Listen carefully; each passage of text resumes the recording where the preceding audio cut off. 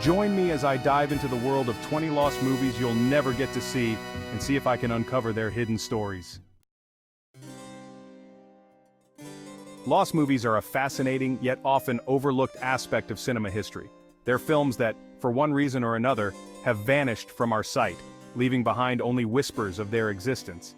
But what makes these lost movies so significant is the impact they could have had on the film industry and our understanding of cinematic evolution. One of the main challenges of lost movies is that they're often forgotten or overlooked. Without any visual records or surviving copies, it's as if they never existed in the first place. Films can disappear for various reasons, such as destruction, decay, or even intentional suppression. The loss of these movies not only deprives us of artistic and cultural value, but also hinders our ability to study and appreciate the development of filmmaking.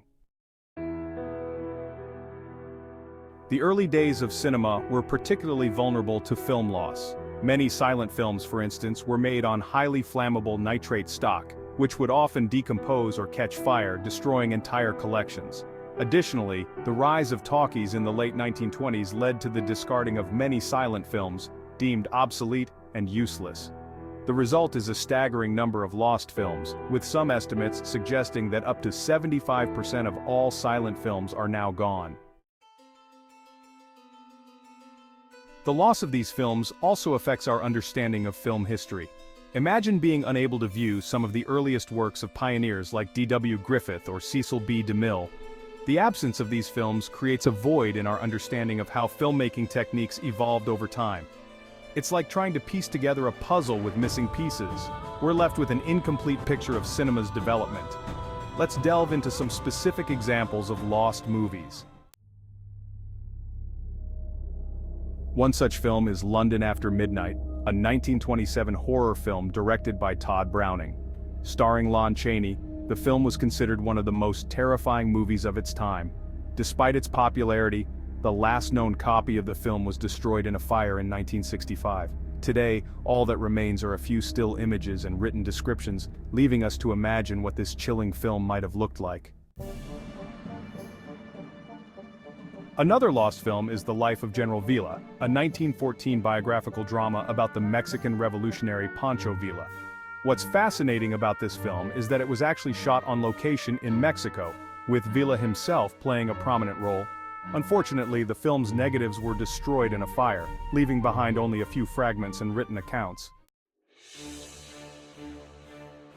The 1937 film, The Archbishop's Ceiling, is yet another example of a lost movie. Directed by Russian filmmaker Vsevolod Pudovkin, the film was meant to be a scathing critique of the Catholic Church.